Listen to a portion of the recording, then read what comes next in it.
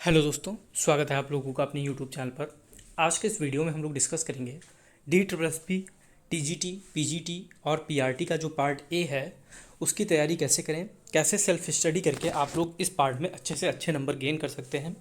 और जो स्टूडेंट ये माइंडसेट रख रहे हैं कि जब डी ट्रिपल एस बी के फॉर्म आएंगे तब तैयारी शुरू करेंगे और कोई बैच परचेज करके आप लोग जो है पूरा सिलेबस कवर कर लेंगे, तो इस माइंडसेट से आप लोग बिल्कुल बाहर निकलिए। क्योंकि जो डी ट्रिपल एस बी है उसका जो सिलेबस है और जो उसके पूछने के मेथड है क्वेश्चंस के, तो वो किसी कोचिंग के माध्यम से आप लोग कवर नहीं कर सकते। उसके लिए आप लोगों को सेल्फ स्टडी करना ही है। चाहे आप लोग बैच लेके फिर सेल्फ स्टडी करें या अभी से आप लोग अपनी सेल्फ स्टडी को स्टार्ट कर दें, क्योंकि जो आप लोगों का सिलेबस है काफ़ी ब्रॉड सिलेबस है। और हम लोगों ने बात की थी कि जो इसके फॉर्म हैं वो 1 से 2 सप्ताह के अंदर आप लोगों को देखने को मिल जाएंगे। तो जो student D triple S B P R T की तैयारी कर रहे हैं या T G T P G T की तैयारी कर रहे हैं, तो सबसे पहली बात उन लोगों के लिए कि वो अपनी तैयारी आज से और अभी से स्टार्ट कर दें।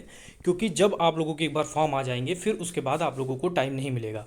और आपको करना जो है वो सेल्फ स्टडी ही है। चाहे आप लोग बैच परचेज करें तो लास्ट में आप लोगों को सेल्फ स्टडी करना है, या अभी से आप लोग अपनी सेल्फ स्टडी स्टार्ट कर दें।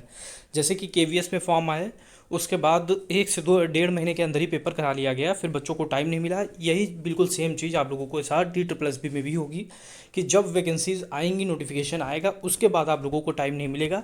तो अभी से अपनी तैयारी को स्टार्ट करें। तो यहाँ पर अगर आप लोग T triple S B, T G T, P G T या पी आर टी की तैयारी कर रहे हैं तो पार्ट ए जो होता है वो जनरल होता है, वो सभी के लिए अनिवार्य होता है। यानी जो पार्ट ए है उसका सिलेबस सेम है सभी के लिए। फिर पार्ट बी में पीआरटी में आप लोगों का टीचिंग मेथड्स पूछ लिए जाते हैं, जो पेडागोजी से रिलेटेड या जो भी कॉन्सेप्ट बेस्ड रहता है टीचिंग से रिलेटेड। और टीजीटी और पीजीटी में आप लोगों का जो सब्जेक्ट होता है उससे रिलेटेड क्वेश्चन पूछे जाते हैं। तो यहाँ पर हम लोग पार्ट ए के बारे में बात करने वाले हैं। तो जो सिलेबस रहता है, अगर आप लोग तैयारी कर रहे हैं तो सबसे ज़रूरी चीज़ आप लोगों के लिए जानने के लिए है कि पार्ट ए में आप लोगों का 40% और पार्ट बी में आप लोगों का 40% होना अनिवार्य है। तभी आप लोगों की जो मेरिट है वो बनेगी। ऐसा नहीं है कि आप लोगों ने पार्ट बी में 90 नंबर ले आए, पार्ट ए में आप लोगों के 40% से कम रह गए, तो जो आप लोगों की मेरिट है वो नहीं बनेगी। यानी कि दोनों पार्ट में आप लोगों को 40-40% लाना अनिवार्य है। 40% मार्क्स आपको गेन करना पड़ेगा। और इसके अलावा जो निगेटिव मार्किंग है वो 0.25 की निगेटिव मार्किंग रहती है। और इसके अलावा डी ट्रिपल एस बी के पेपर में एक खास चीज़ ये है कि जब आप लोग इस पेपर को अटेम्प्ट करेंगे तो जैसे आप लोगों का पहला जो सेक्शन खुल के आएगा हिंदी, तो जब एक बार आप हिंदी के 20 क्वेश्चन को करने के बाद सबमिट कर देंगे तो वापस आप लोग हिंदी के सेक्शन पे नहीं आ सकते। तो इस चीज़ में आप लोगों को टाइम मैनेजमेंट बहुत अच्छे से करना होगा। क्योंकि जैसे आप लोगों की मैथ अगर स्टार्टिंग में पड़ गई या बीच में पड़ गई, तो मैथ को आप लोग ये नहीं कि स्किप करके लास्ट में कर लेंगे, आपको लाइन से ही करना पड़ेगा। जब आप लोगों का एक सेक्शन सबमिट हो जाएगा वापस आप उस सेक्शन पे दोबारा नहीं आ पाएंगे। इसी तरीके से पार्ट बी भी आप लोगों का 5 सेक्शन में डिवाइड होता है। वहाँ पर भी जब आप लोग एक सेक्शन को सबमिट कर लेंगे तब दोबारा से उस सेक्शन पे नहीं आ सकते। फिलहाल यहाँ पर पार्ट ए की बात की जाए तो पार्ट ए में आप लोगों का जनरल अवेयरनेस पूछा जाता है, जिसके 20 क्वेश्चन होते हैं 20 नंबर के। उसके बाद रीजनिंग होती है 20 क्वेश्चन 20 नंबर के। हिंदी लैंग्वेज होती है 20 क्वेश्चन 20 नंबर के। और इंग्लिश लैंग्वेज होती है 20 क्वेश्चन 20 नंबर के। फिर पार्ट बी में आप लोगों का पीआरटी में जो टीचिंग मेथड्स हैं वो पूछे जाते हैं। और टीजीटी पीजीटी में आप लोगों का जो सब्जेक्ट रहता है उससे रिलेटेड क्वेश्चंस रहते हैं। तो ये आप लोगों का एग्ज़ाम पैटर्न हो गया। और इसके अलावा जो एग्ज़ाम है वो यहाँ पर 2 घंटे का होता है। यहाँ पर 3 घंटे लिखा हुआ है, ये गलत लिखा हुआ है। एग्ज़ाम की जो ड्यूरेशन है वो 2 घंटे की रहती है। 120 मिनट में आप लोगों को 2 क्वेश्चन सॉल्व करने होते हैं। तो इस जो टाइम मैनेजमेंट है वो आप लोगों के लिए काफ़ी ज़रूरी हो जाता है। और पिछली बार का आप लोगों ने पेपर देखा होगा तो जो कट ऑफ है वो काफ़ी हाई गई थी, 150 प्लस गई थी, 160 के आसपास, 157 डीओई की और 161 एमसीडी की कट ऑफ रही थी शायद। तो जो तैयारी है आप लोगों को बहुत अच्छे से तैयारी करनी होगी और अभी से आप लोगों को तैयारी करनी होगी। पार्ट ए और पार्ट बी दोनों में आप लोगों के अच्छे मार्क्स होने चाहिए। तो अगर आप लोग 150-60 का टारगेट बना के चल रहे हैं तो फिर ये जो आप लोगों की 4 से 5 सेक्शन है, general awareness, reasoning, Hindi, English, इसमें से किसी भी सेक्शन को आप लोग पूरी तरीके से छोड़ नहीं सकते हैं। आप लोगों को मतलब हर सेक्शन पर ध्यान देना पड़ेगा। अब हम लोग अगर सिलेबस की बात करें तो जनरल अवेयरनेस ये तो काफ़ी ब्रॉड रहता है, तो इसी को आप लोग जो है सबसे बाद में या सबसे हल्के में ले सकते हैं। बाकी सब सेक्शन को आपको जो है 17-18 क्वेश्चन आप लोगों को करने ही पड़ेंगे। तो इसके अलावा अगर बात की जाए करंट अफेयर, इसमें जो जनरल अवेयरनेस की बात की जाए तो जनरल अवेयरनेस में आप लोग करंट अफेयर से मार्क्स गेन कर सकते हैं। करंट अफेयर के जो 4-5 क्वेश्चन पूछे आते हैं वो आप लोगों के 6 महीने के रहते हैं। तो करंट अफेयर आप लोग अभी से तैयार करते रहें, जिससे कि जनरल अवेयरनेस में आप लोगों के 5 से 6 नंबर वहाँ से कवर हो जाए।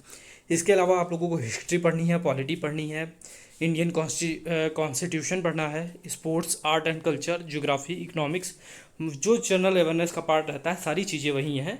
इसमें आप लोगों को जो सबसे ज़्यादा ध्यान देना है वो करंट अफेयर पर ध्यान देना है, क्योंकि करंट अफेयर एक ऐसी चीज़ है जो आप लोग 5 से 6 महीने की कवर कर सकते हैं और वहाँ से मोस्टली जो क्वेश्चंस हैं उनको ठीक कर सकते हैं। नेक्स्ट है रीजनिंग। तो अगर आप लोग तैयारी कर रहे हैं तो सबसे पहले है प्रीवियस ईयर पेपर को आप लोग उठाइए और प्रीवियस ईयर पेपर को सॉल्व करिए। क्वेश्चन देखिए किस टाइप के क्वेश्चन पूछे जाते हैं, कहाँ पर लेवल हाई रहता है, कहाँ पर लो रहता है, तभी आप लोग इसकी तैयारी कर पाएंगे। तो जनरल इंटेलिजेंस की बात की जाए तो जनरल इंटेलिजेंस में आप लोगों के एनालॉगस, सिमिलरिटीज़, डिफरेंस, जो आप लोगों के सीक्वेंस रहती है, जजमेंट रहते हैं, डिसीजन मेकिंग है, विजुअल मेमोरी है, रिलेशनशिप से रिलेटेड क्वेश्चन है, वर्बल और नॉन वर्बल, मतलब दोनों तरीके की जो रीजनिंग है वो पूछी जाती है। इसके लिए आप लोग आर एस अग्रवाल की बुक ले सकते हैं, जिसमें आप लोगों की वर्बल रीजनिंग और नॉन वर्बल रीजनिंग दोनों रहती हैं। और ये जो आप लोगों के यहाँ पर टॉपिक्स लिखे हुए हैं, एक एक टॉपिक्स को उठा के उनके कॉन्सेप्ट को क्लियर करके और सारे जो आप लोगों के क्वेश्चंस हैं उनको अच्छे से आप लोग लगाएं, जिससे आप लोगों के जब तक एग्ज़ाम होगा तो जितने भी आप लोगों के टॉपिक्स हैं वो सारे कवर हो जाएंगे। फिर बात की जाए अर्थमेटिक की, तो अर्थमेटिक के लिए सबसे बेस्ट बुक है एस डी यादव की। एस डी यादव आप लोग अगर लगा लेते हैं, अगर एस डी यादव नहीं आ रहे, शर्मा लगा रहे हैं या राकेश यादव लगा रहे हैं, कोई भी आप लोग लगा रहे हैं तो वो सही है। फिलहाल अगर एस डी यादव आप लगा रहे हैं तो DSSB के व्यू से आप लोगों का सबसे बेस्ट है। इसमें आप लोगों का सिंपली वही पूछा जाता है जो आप लोगों की बेसिक मैथ रहती है, जिसमें आप लोगों की एडवांस कुछ पार्ट और कुछ आप लोगों का अर्थमेटिक का रहता है। Simplification, decimal, data interpretation, fraction, LCM, FCF, ratio, percentage, average, profit loss, discount. तो ये सब आप लोगों के टॉपिक्स यहाँ पर दिए गए हैं। ये आप लोगों के DSSB की मैथ में पूछे जाते हैं, जो एकदम बेसिक रहते हैं। अगर आप लोग अपने आप से एस डी यादव के जितने भी क्वेश्चन दिए हैं उतने आप लोग लगा लेंगे तो नॉर्मली इसमें आप लोग 17 से 18 क्वेश्चन ठीक कर सकते हैं। नेक्स्ट है हिंदी लैंग्वेज।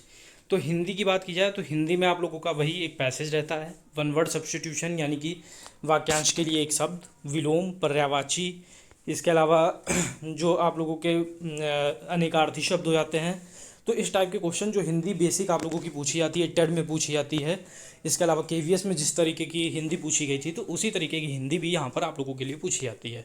और फिर इंग्लिश में भी आप लोगों का वही रहता है, रीडिंग कॉम्प्रिहेंशन रहता है, एरर स्पॉट करना रहता है। कोई भी आपको सेंटेंस दिया होगा उसमें से एरर बताना होगा, वन वर्ड सब्स्टिट्यूशन होगा, सिनोनिम होगा, एंटोनिम होगा।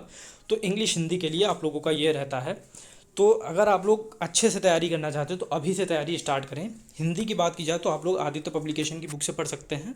और इंग्लिश के लिए कोई भी आप लोग जो ग्रामर की बुक है, जैसे 10th 11th में चलती थी, अगर वो आप लोगों के पास है तो उससे पढ़ सकते हैं। अदरवाइज़ नीतू सिंह की बुक है, उसको आप लोग एक एक टॉपिक से अगर अभी से पढ़ेंगे तो आप लोग ईजिली आप लोग तब तक कंप्लीट कर लेंगे। या फिर कोई भी इंग्लिश की बेसिक बुक है जिसमें बेसिक ग्रामर दिया हुआ है तो वहाँ से आप लोग इसको पढ़ सकते हैं। सबसे ज़्यादा ज़रूरी है तैयारी में वो है प्रीवियस ईयर पेपर। जितने ज़्यादा आप लोग प्रीवियस ईयर पेपर लगाएंगे उतना ज़्यादा आपको बेनिफिट मिलेगा।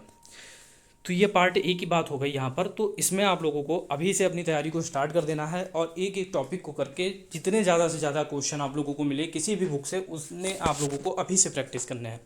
क्योंकि आप लोगों ने पिछली बार की कट ऑफ देखी थी, 157-58 गई थी और वहीं MCD की 161 के आसपास गई थी। यानी कि 80 नंबर अगर आप लोग एवरेज बना के चलते हैं तो कहीं 80 नंबर आप लोगों को पार्ट ए में गेन करना ही पड़ेगा। और 80 नंबर के लिए आप लोगों को 4 सब्जेक्ट जो हैं बहुत अच्छे से तैयार होने चाहिए और एक को आप लोग हल्के में ले सकते हैं, तब आप लोग 80 नंबर। ये नहीं कि आपने 3 अच्छे से तैयार किए, 2 अगर आप लोगों ने ऐसे छोड़ दिए तो आप लोगों का जो नंबर है वो कम हो जाएंगे इधर साइड में। जब एक साइड से नंबर कम होंगे तो दूसरी साइड फिर आप लोग को बहुत ज़्यादा मेहनत करनी पड़ेगी। इसीलिए अभी से तैयारी करते रहें। कोई बहुत ज़्यादा वो नहीं है इसमें। आप लोगों का जनरल अवेयरनेस में आप लोग करंट पर सबसे ज़्यादा ध्यान दें, बाकी लूसेंट की बुक को अपने आप पढ़ते रहें। लूसेंट से ही सारे क्वेश्चन आप लोगों को मिल जाएंगे। और रीजनिंग की बात की जाए तो RS अग्रवाल की वर्बल नॉन वर्बल आती है।